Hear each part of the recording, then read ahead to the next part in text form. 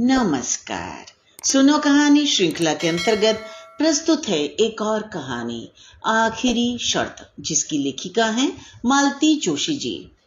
दोपहर की चिलचिलाती धूप में दीदी हांफते हुए घर में दाखिल हुई और छूटते ही बोली, जरा जल्दी से तैयार तो हो जा, सराफे तक चलना है। इतनी भी क्या जल्दी है, जरा बैठकर अपनी सांस तो सीधी कर लो, झकताल में चल रही है। चलने दो, अब 2 महीने तक मेरे पास इस मरी सांस के नखरे उठाने तक का समय नहीं है। अरे इतनी कम मोहलत दी है उन लोगों ने कि मेरा तो सोचकर ही दम निकला जा रहा है। पता नहीं कैसे क्या होगा। अब देखो ना, परसों फलदान है और अब तक दूल्हे की अंगूठी का पता नहीं है। पहेलियां तो मत बुझाओ दीदी। मैंने उनकी मेल ट्रेन को बीच में ही रोककर पूछा, ये तुम किसकी शादी की बात कर रही हो? लो और सुनो, दीदी ने तुनक कर कहा, मेरे कोई 10-5 लड़कियां हैं। मैं तो अवाक रह गई। बड़ी देर बाद मेरी आवाज फूटी, दीदी क्या सचमुच तुम मधु की शादी कर रही हो? क्यों, तुम्हें इतना ताज्जुब क्यों हो रहा है? दीदी ने त्योरी चढ़ाकर पूछा, मधु अब दूध पीती बच्ची तो रही नहीं। इस उम्र में तो मैं मधु की मां बन गई थी। तभी तो 40 की होते होते सास बनने जा रही हो। खैर, तुम अपनी बात रहने दो। तुम मधु की तरह स्कॉलर नहीं थी, तुम्हारे सामने कोई करियर नहीं था। लेकिन जरा अपनी बेटी के बारे में तो सोचो। उसकी प्रीलिम की परीक्षा सिर पर है। इस हंगामे के बीच लड़की क्या खाक पढ़ पाएगी? दीदी, तुम्हारी लड़की IAS की तैयारी कर रही है। तुमने क्या इसे मामूली BA MA का इम्तिहान समझ लिया है? अरे भाड़ में गया तुम्हारा IAS। तुम ही लोगों ने उसका दिमाग खराब किया हुआ है। अरे वाह, तुम्हारी गोल्ड मेडलिस्ट बिटिया की हौसला अफजाई भी गुनाह हो गया। हर साल बेचारी मेरिट लाती रही है। ऐसी ज़हीन लड़की IAS न बनेगी तो और कौन बनेगा?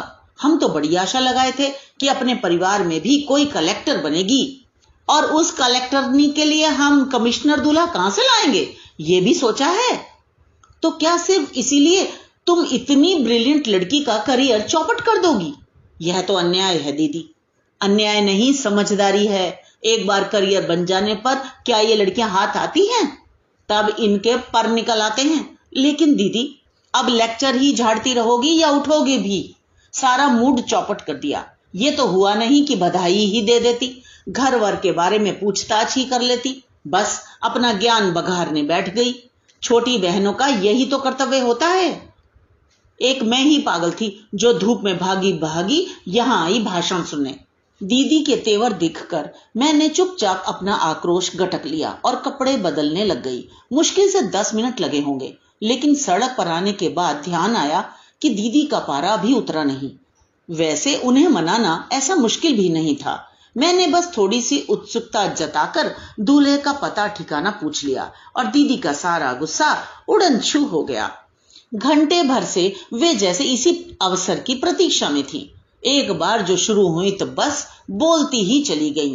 होने वाले दामाद की पूरी वंशावली मुझे सुना गई। फिर बड़े मनोयोग से उन्होंने ये बताया कि कितनी छानबीन के बाद यह हीरा उनके हाथ लगा है।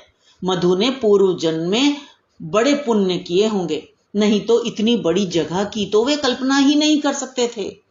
कैसे कैसे धनी मानी लोग रिश्ते की आस लगाए बैठे थे। ढेर सारा दान दहेज हर कहीं से मिल रहा था, पर लड़के ने मधु को देखा और बस सारे फोटो वापस कर दिए। यह दामाद प्रसंग पूरे रास्ते चलता रहा। प्रशंसा के लिए दीदी को जैसे शब्द ही नहीं मिल रहे थे, पर मेरा मन पूरे समय मधु में ही अटका रहा। बेचारी लड़की, भविष्य को लेकर उसने कैसे कैसे सपने बुने थे, सब धरे रह गए। हम लोगों ने भी उसके लिए बड़ी ऊंची कल्पनाएं की थी, पर सब व्यर्थ हो गईं। अपनी पुश्तैनी दुकान से दीदी ने हीरे जैसे दामाद के लिए हीरे की अंगूठी खरीदी। एक बड़ी सी चांदी की ट्रे भी खरीदी गई। मधु का सेट तो बनकर तैयार था। उसकी सास के लिए 3 तोले के मंगलसूत्र का ऑर्डर दिया गया। दुकान से उतरते हुए दीदी भेद भरे अंदाज में बोली, सास पिटारा ऐसा भेजूंगी कि देखना, आंखें फटी की फटी रह जाएंगी। दीदी उस समय उत्साह की मूर्ति बनी हुई थी। शादी का जैसे उन पर नशा सा चढ़ गया था। उनका बस चलता तो शायद उस दिन पूरा बाजार ही खरीद लेती। जब पर्स में सिर्फ किराए के लायक पैसे बच रहे, तभी उन्होंने अपनी खरीदारी बंद की। इतनी जोखिम के साथ उन्हें घर अकेले भेजने का साहस नहीं हुआ। मैं भी साथ हो ली। मधु से मिलने का भी मन हो रहा था। घर एकदम सुनसान था। मधु के रहते घर में इतना सन्नाटा, आश्चर्य था। 24 घंटे चीखता ट्रांजिस्टर और उसके सुर में सुर मिलाकर गाती मधु, ये तो दीदी के घर के स्थायी प्रतीक थे। मधु घर में नहीं, अपने कमरे में होगी, दीदी ने बताया। और फिर एकदम याचना भरे स्वर में कहने लगी, तेरे हाथ जोड़ती हूं कुसुम, उसके पास जाकर कुछ ऐसी वैसी बात मत करना। वह पहले ही मुंह फुलाए बैठी है। अब तुम उसके गुस्से को हवा मत देना। अपन साधारण लोग हैं बहन, बहुत ऊंचे सपने देखना हमें शोभा नहीं देता। दीदी, सपने देखने पर तो तुम प्रतिबंध नहीं लगा सकती, बाकी तुम अपने मन की कर ही रही हो। सपनों से जिंदगी नहीं चलती रे। क्या सभी सपने पूरे हो जाते हैं? अब इसी को ले लो, हर साल इतने लोग परीक्षा देते हैं, क्या सभी पास हो जाते हैं? फिर उसी आशा में उम्र बढ़ाने से फायदा? इतना अच्छा रिश्ता रोज रोज थोड़े ही मिलता है। दीदी की बात में कोई खास वजन नहीं था, पर उनके स्वर का गीलापन मुझे छू गया। उन्हें आश्वस्त करके ही मैंने मधु के कमरे में पांव दिया। अपनी मेज के पास गुमसुम बैठी मधु सूनी आंखों से खिड़की के पार देख रही थी। सामने फ्रांस की राज्य क्रांति का इतिहास खुला पड़ा था। उसके पन्ने हवा में फड़फड़ा रहे थे। हेलो हनी, मैंने उसे बाहों में भरकर कहा। तुम तो बड़ी छुपी रुस्तम निकली, चुप चुप सब तय कर डाला, हमें हवा भी ना लगने दी। उत्तर में मधु ने 2 बूंद आंसू टपका दिए। बस। धत पगली, ऐसे रोते हैं कहीं? मैंने उसे पुचकारते हुए कहा, पर मन जाने कैसा हो आया। दीदी, मधु तो रो रही है, मैंने दीदी के पास बैठते हुए कहा। शादी की बात सुनकर सभी लड़कियां रोती हैं। दीदी ने निर्लिप्त भाव मुझे चाय का कप पकड़ा दिया। तुम भी रोई थी, हम भी रोए थे। तुम क्यों रोई थी? याद है दीदी, कॉलेज जाने का तुम्हारा अरमान मन में रह गया था। अम्मा बाबूजी ने कहा था कि तुम्हें बीए करा देंगे, तो हम लड़का कहां से लाएंगे। आज वही अन्याय तुम अपनी बिटिया के साथ कर रही हो। पीढ़ियां बदल गई, पर हमारी मान्यताएं वही की वही हैं।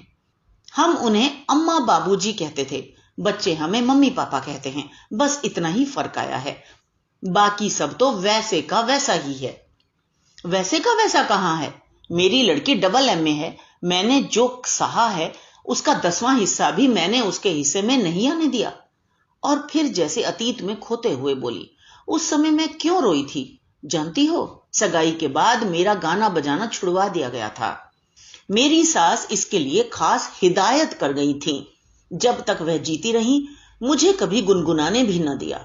अब तो खैर मेरी आवाज ही मर गई है, इसलिए मैंने मधु को कभी नहीं टोका। उसकी दादी गालियां निकालती रही, पापा तो हमेशा ही बरसते रहे, पर मैं हमेशा उसका बचाव करती रही। मेरा गला घोंट दिया, कोई बात नहीं, पर लड़की पर यह अन्याय नहीं होने दूंगी। मैंने तो मधु की सास से साफ साफ कह दिया है, मैं पिछली पीढ़ी की थी, इसलिए मन मार कर भी जी गई। मेरी लड़की से यह न हो सकेगा। मैं दीदी का तमतमाया चेहरा देखती रह गई। वक्त ने उनके घाव भर दिए हैं, पर टीस अब भी बाकी थी। प्रसंग छिड़ते ही उनकी वह पीड़ा सतह पर आ गई थी। मुझे चुप देखकर ममता भरे स्वर में बोली, तुझे मधु की पढ़ाई की चिंता है ना? देख, भाग्य में विद्या होगी तो पढ़ ही लेगी। वैसे वे लोग बड़े समझदार हैं। अब रहने भी दो दीदी, शादी के बाद पढ़ना क्या होता है मुझसे पूछो। सारा घर जैसे आप पर पहरा देता है, एहसान जताता है, और अगर बदकिस्मती से कहीं फेल हो गए तो बस सारी जिंदगी ताने सुनते ही बीतती है। दीदी के घर से लौटते हुए मन बेहद उदास था। उनकी मौन व्यथा का एकाएक साक्षात्कार हो जाने से मैं चौंक गई थी। अनजाने ही मेरे अपने भी कुछ घाव हरे हो गए थे, और इन सब से ऊपर था मधु का आंसू भरा चेहरा, जो किसी तरह आंखों से हटता ही न था। सच, अगर हमें अपने बच्चों के पंख कुतरने ही होते हैं, तो पहले हम उन्हें आकांक्षाओं का आकाश देते ही क्यों हैं? घर में प्रवेश करते हुए डर रही थी कि सबके मुंह फूले मिलेंगे। पड़ोस से चाबी लेकर घर खोलना न बच्चों को अच्छा लगता है, न उनके पापा को। सबके स्वागत में मेरा दरवाजे पर मिलना जैसे जरूरी है। लेकिन घर में मौसम खुशगवार था। वातावरण से प्रसन्नता की महक आ रही थी। चलते समय दीदी ने जबरदस्ती एक मिठाई का पैकेट थमा दिया था। मिठाई और मधु की शादी की खुशखबरी एक साथ पाकर जनता और भी खुश हो गई। आश्चर्य तो तब हुआ जब श्रीमान जी मेरे सामने काजू की बर्फी का डिब्बा खोलकर खड़े हो गए। लो श्रीमती जी, तुम भी हमारी ओर से मुंह मीठा करो, तुम्हारी बिटिया भी झंडे गाड़ कर आई है। अच्छा, मैंने खुशी से डगमगाते हुए पूछा, क्या हुआ? Oh mummy, I am so happy today. मेरी षोडशी कन्या मेरे गले से झूल गई। अरे पहले मुझे बताओ तो कुछ। तुम्हारी बिटिया को मद्रास कला केंद्र की स्कॉलरशिप मिली है। किस लिए? भरतनाट्यम के, क्या कहते हैं उसे, हाँ, गहन प्रशिक्षण के लिए, एक्सटेंसिव स्टडी इन भरतनाट्यम। अब हमारी लाडो 3 साल तक मद्रास में रहकर बड़े बड़े महारथियों से प्रशिक्षण प्राप्त करेगी। ओ मम्मा, आई एम सो हैप्पी। शीतल फिर एक बार मुझसे झूलने को थी कि मैंने उसे सख्ती से अलग किया और उसी सख्त लहजे में उसके पिता से पूछा, 3 साल तक मद्रास में रहेगी और इसकी पढ़ाई का क्या होगा? अरे भाई, पढ़ने के लिए ही तो जा रही है, बताया ना कि गहन प्रशिक्षण के लिए जा रही है। अरे वाह, यह कोई पढ़ाई है। अच्छा, भला तो नाच लेती है, अब और प्रशिक्षण लेकर क्या करेगी? बीए एमए करके ही कोई क्या कर लेता है? जरा इस बात पर तो गौर करो कि 810 लोगों ने फॉर्म भरे थे, उनमें से केवल 10 को चुना गया है और उन 10 भाग्यशाली लोगों में तुम्हारी बिटिया भी एक है। कब भरे गए थे फॉर्म? किससे पूछकर भरे गए थे? आवेश से मेरा गला ही रुंध गया। इतनी एक्साइट क्यों हो रही हो? इतना बड़ा कदम क्या वह अपने आप से उठाएगी? मैंने भरवाया था और शायद तुम्हें बताया भी था। गलत, मुझे बताया होता तो मैं कभी हां न करती। मैंने तो इसे डॉक्टर बनाने का सपना देखा था। छे, मैं नहीं बनूंगी डॉक्टर, मुझे वह चीर फाड़ जरा भी अच्छी नहीं लगती। शीतल ने ऐसे मुंह बनाया जैसे उसे उबकाई आ रही हो। तुम्हें तो बस पैरों में घुंघरू बांधकर मटकना अच्छा लगता है, मैंने उससे भी बुरा मुंह बनाकर कहा। यह अच्छी जबरदस्ती है। शीतल के पिता सहायता के लिए दौड़ पड़े। अगर उसकी दिलचस्पी मेडिकल प्रोफेशन में नहीं है तो ना सही, दुनिया में और भी तो विद्याएं हैं कि बस नाचना ही रह गया है। पर मम्मा, इसमें बुराई क्या है? देखो, वे गंभीर होकर बोले, बच्चों पर अपनी पसंद नापसंद लादने के दिन अब लद गए। अब हमें उनकी रुचि का भी ध्यान रखना चाहिए। और कैसे ध्यान रखा जाता है? मैंने चिढ़कर कहा। इसके लिए हमने ट्यूशन रखे, महंगी पोशाकें सिलवाई, रियाज के लिए टेप रिकॉर्डर खरीदा। बच्चों के शौक के लिए हम कब पीछे हटे हैं, बल्कि अपनी हैसियत से कुछ ज्यादा ही करते रहे हैं। पर इसका मतलब यह थोड़े ही है कि सब कुछ छोड़कर उसी में जुट जाओ, रुपया भी फूंको और साल भी बिगाड़ो। देखो, शौक अपनी जगह है, करियर अपनी जगह।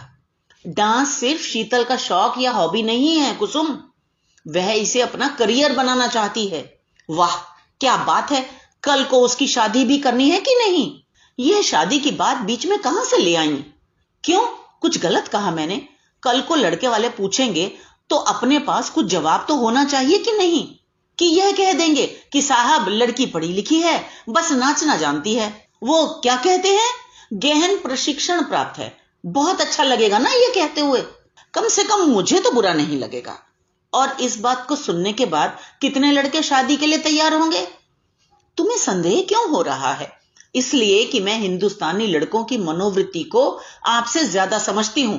मैं जानती हूं कि अपने को अत्याधुनिक कहने वाले युवक भी पत्नी को स्टेज पर नाचते नहीं देख सकते। कला की प्रशंसा करना एक बात है, कलाकार से शादी करना एकदम दूसरी। शादी शादी शादी, शीतल एकदम चीख पड़ी। बंद करो मम्मा, बोर हो गई हूं मैं तो। क्या लड़की के करियर की यही एक आखिरी शर्त है, शादी? ओह गॉड, हाँ, यही आखिरी और अनिवार्य शर्त है, मैंने कहा और दोनों हाथों से अपना चेहरा ढांप लिया। मेरी प्रगतिशीलता का नकाब किसी ने फाड़कर फेंक दिया और मुझे अब अपने चेहरे पर शर्म आ रही थी। तो ये तो थी कहानी। मुझे आशा है आपने आनंद लिया होगा। इसी तरह हमारे साथ जुड़े रहिए, चैनल को सब्सक्राइब कीजिए, उसके लिए बेल आइकन को भी क्लिक कीजिए ताकि हम जब भी नई कहानी डालें आप तक तुरंत पहुंच जाए। और कमेंट्स में लिखकर ये जरूर बताइए आप हमारी कहानियां कहां से सुन रहे हैं और किस साहित्यकार की सुनना पसंद करेंगे। हम कोशिश करेंगे आपके मनपसंद साहित्यकार की कहानी आपको सुनाए। तो मिलते हैं अगली कहानी में। धन्यवाद।